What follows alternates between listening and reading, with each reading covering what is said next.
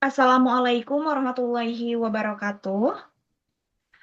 Salam Waalaikumsalam sejahtera warahmatullahi untuk wabarakatuh. Warahmatullahi wabarakatuh. salam sejahtera untuk kita semua. Puji syukur kita panjatkan kehadirat Allah Subhanahu wa taala karena atas rahmat dan karunia-Nya kita dapat berkumpul dalam Zoom meeting pada kesempatan kali ini. Perkenalkan, saya Siti Nurlaila Azizah selaku moderator pada presentasi kelompok kami, kelompok 2. Pada kesempatan kali ini, kami dari kelompok 2 akan mempresentasikan materi dengan judul Analisis Transformasi Menuju Organisasi Berkinerja Tinggi, Penerapan High Performance Management pada PT Sukses Bersama. Adapun anggota dari kelompok kami yaitu Siti Nurlaila Aziza, Mela Maulia Nur Saputri, Desfitriani Zahra, dan juga Asep Awaludin. Adapun presentasi ini bertujuan untuk menganalisis bagaimana sebuah organisasi yang mengalami penurunan kinerja dapat melakukan transformasi melalui pendekatan high performance management agar kembali unggul dan berkelanjutan. Baik, untuk selanjutnya saya akan menyampaikan terlebih dahulu pendahuluan dari analisis kami. Adapun pendahuluan ataupun perkenalan dari analisis kami, yaitu perkembangan lingkungan bisnis yang semakin kompetitif, menuntut perusahaan untuk mampu beradaptasi secara berkelanjutan.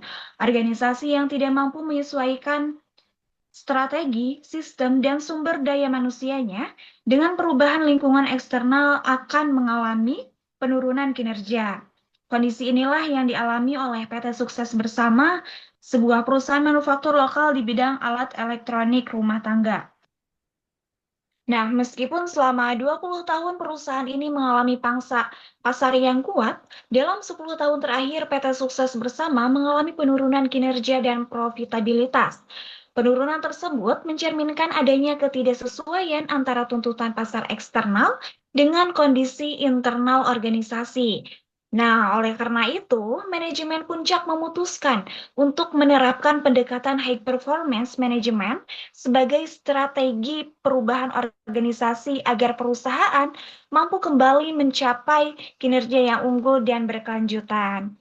Baik, untuk analisis kami akan disampaikan materi oleh teman saya yaitu Mela Maulian Nursaputri, Desfitriani, dan juga Asep Awaludin. Baik, langsung saja kepada Mela, disilahkan untuk menyampaikan materi analisis kami.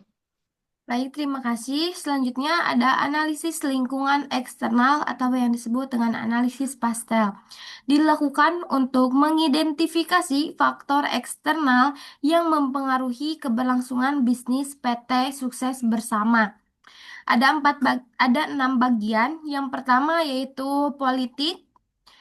Dari sisi kebijakan pemerintah, terdapat dorongan kuat terhadap pengguna teknologi ramah lingkungan dan efisiensi energi dalam industri manufaktur.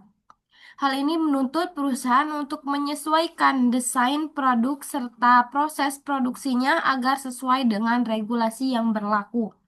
Yang kedua, ada ekonomi, ada yaitu persaingan yang semakin ketat terutama dari produk impor yang lebih modern dan efisien, memberikan tekanan terhadap kinerja keuangan perusahaan. Selain itu, kenaikan biaya produksi menuntut perusahaan untuk meningkatkan efisiensi dan produktivitas tenaga kerja. Yang ketiga ada sosial, yaitu perubahan gaya hidup dan preferensi konsumen menunjukkan bahwa masyarakat kini lebih memilih produk yang memiliki teknologi modern, hemat energi, dan ramah lingkungan. Produk PT Sukses Bersama yang belum mengikuti tren tersebut menjadi kurang diminati pasar. Selanjutnya yang keempat yaitu ada teknologi. Perkembangan teknologi manufaktur seperti otomatisasi dan digitalisasi proses produksi belum diadopsi secara optimal oleh perusahaan. Ketertinggalan teknologi ini berdampak langsung pada kualitas dan produktivitas. Yang kelima ada environment atau eh, lingkungan. Kesadaran terhadap isu lingkungan semakin meningkat, perusahaan dituntut untuk mengurangi limbah emisi dan emisi serta menerapkan prinsip keberlanjutan dalam operasionalnya. Yang terakhir itu legal atau hukum, standar keselamatan produk elektronik dan regulasi lingkungan yang semakin ketat mengharuskan perusahaan untuk memastikan kepatuhan hukum dalam setiap proses bisnisnya. Yang ketiga yaitu ada analisis lingkungan internal. Analisis internal dilakukan menggunakan model Seven-Smith-Kinsey untuk melihat keselarasan antara elemen organisasi. Di antaranya yaitu yang pertama ada dari strategi, kondisinya yaitu tidak adaptif, yang berdampak tidak sesuai dengan tren pasar. Yang kedua ada struktur, kondisinya hierarkis dan kaku, dampaknya yaitu komunikasinya terhambat. Yang ketiga ada sistem, kondisinya manual dan berdampak kinerjanya tidak terukur. Yang keempat ada share values yaitu kondisinya fokus stabilitas yang berdampak minim inovasi.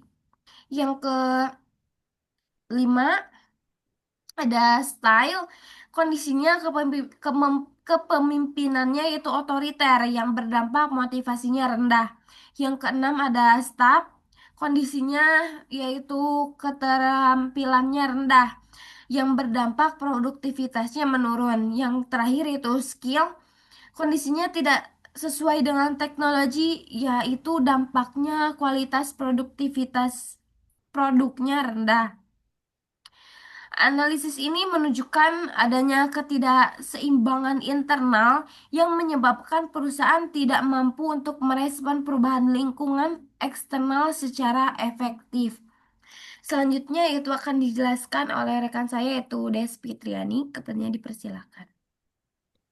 Baik, terima kasih Mela atas waktu dan tempatnya. Baik, pemaparan berikutnya akan dilanjutkan oleh saya, yaitu yang keempat ada penentuan strategi organisasi. Berdasarkan analisis eksternal dan internal, strategi yang tepat bagi PT Sukses Bersama adalah melakukan transformasi menuju organisasi berkinerja tinggi dengan menekankan pada inovasi teknologi, efisiensi operasional, serta pengembangan sumber daya manusia. Strategi ini bertujuan menyelaraskan kebutuhan pasar eksternal dengan kemampuan internal organisasi melalui pendekatan high performance management. Berikutnya yang kelima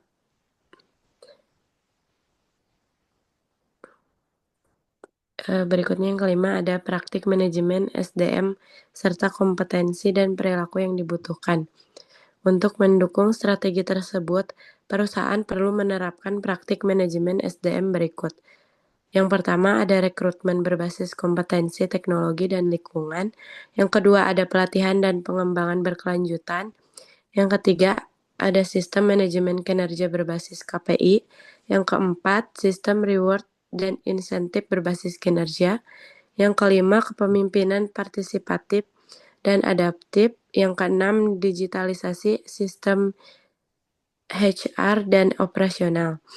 Praktik tersebut diarahkan untuk membangun kompetensi dan perilaku utama karyawan, yaitu yang pertama ada literasi teknologi, yang kedua ada adaptabilitas terhadap perubahan, yang ketiga inovasi dan problem solving, yang keempat kolaborasi lintas departemen, yang kelima orientasi pada kinerja, yang keenam kesadaran terhadap lingkungan atau green mindset. Berikutnya yang keenam ada matriks keselarasan praktik SDM dengan kompetensi. Yang pertama ada rekrutmen berbasis kompetensi teknologi dan lingkungan. Proses perekrutan difokuskan dengan pencarian kandidat yang tidak hanya memiliki keahlian teknis, tetapi juga kesadaran lingkungan serta kemampuan beradaptasi dengan perubahan. Yang kedua ada pelatihan dan pengembangan berkelanjutan. Karyawan dibekali pelatihan secara terus-menerus untuk meningkatkan keterampilan, pengetahuan, dan kesiapan menghadapi perubahan teknologi maupun proses kerja.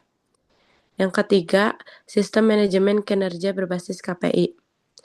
Penilaian kinerja dilakukan menggunakan Key Performance Indicators atau KPI yang jelas, terukur, dan selaras dengan tujuan organisasi. Yang keempat, sistem reward dan insentif berbasis kinerja. Pemberian penghargaan dan insentif diberikan secara adil berdasarkan pencapaian kinerja untuk meningkatkan motivasi dan produktivitas karyawan. Yang kelima, ada kepemimpinan partisipatif dan adaptif, yaitu pemimpin berperan aktif melibatkan karyawan dalam pengambilan keputusan serta mampu menyesuaikan gaya kepemimpinan dengan perubahan. Yang terakhir, yang keenam, ada digitalisasi sistem HR dan operasional, yaitu pemanfaatan teknologi digital dalam proses HR seperti absensi, penilaian kerja, dan administrasi guna meningkatkan efisiensi dan transparansi. Mungkin hanya itu yang bisa saya sampaikan. Selanjutnya akan dilanjutkan oleh Asep. Baik, selanjutnya nomor 7 ada matriks keselarasan antar praktik sumber daya manusia. Bagian ini menunjukkan keterkaitan atau alignment antar praktik sumber daya manusia, yaitu rekrutmen, pelatihan, KPI, reward, kepemimpinan, dan digital HR. Tanda checklist artinya setiap praktik saling mendukung, bukan berdiri sendiri, yaitu rekrutmen harus selaras dengan kebutuhan KPI. Pelatihan mendukung pencapaian KPI. KPI menjadi dasar reward. Kepemimpinan memperkuat semua praktik. Lalu digital HR membantu efektivitas seluruh sistem. Ini menggambarkan konsep High Performance Management atau HPM yang terintegrasi. Selanjutnya ada kesimpulan strategi perubahan berbasis HPM. Intinya adalah HPM membantu perusahaan atau salah satu contohnya ada PT Sukses Bersama menyelaraskan karyawan dengan tujuan strategis. Selanjutnya fokus pada people management yang terintegrasi. Lalu dampak yang diterapkan ada 3 dampak, yaitu produktivitas meningkat, kualitas produksi lebih baik, dan daya saing jangka panjang lebih kuat. Hal ini menegaskan bahwa sumber daya manusia adalah penggerak utama perubahan organisasi. Selanjutnya ada rencana implementasi strategi perubahan. Implementasi dilakukan dalam 3 tahap, yaitu tahap pertama adalah diagnosis organisasi dan sosialisasi visi perubahan. Tahap kedua ada pengembangan. Pengembangan yaitu salah satunya pengembangan kompetensi sumber daya manusia, penerapan KPI, dan digitalisasi sistem produksi dan distribusi. Yang terakhir ada penguatan budaya kerja berbasis kinerja dan evaluasi berkelanjutan. Ini menunjukkan perubahan dilakukan bertahap, sistematis, dan berkelanjutan, bukan instan. Mungkin cukup. Baik, terima kasih kepada rekan-rekan yang telah menyampaikan materi pada kesempatan kali ini. Jadi sebagai penutup dapat disimpulkan bahwa transformasi menuju organisasi berkinerja tinggi merupakan proses jangka panjang yang membutuhkan komitmen manajemen dan keterlibatan seluruh karyawan. Dengan penerapan high performance management secara konsisten, PT Sukses Bersama diharapkan mampu beradaptasi terhadap perubahan lingkungan bisnis dan mencapai keunggulan kompetitif yang berkelanjutan. Baiklah, demikian presentasi dari kelompok kami. Saya ucapkan terima kasih banyak dan mohon maaf jika ada kesalahan. Perubahan bukan untuk ditakuti, tetapi untuk dipersiapkan dan dijalani dengan sungguh-sungguh. Terima kasih, kami dari kelompok 2 pamit. Wassalamualaikum warahmatullahi wabarakatuh. Waalaikumsalam warahmatullahi warahmatullahi wabarakatuh. wabarakatuh.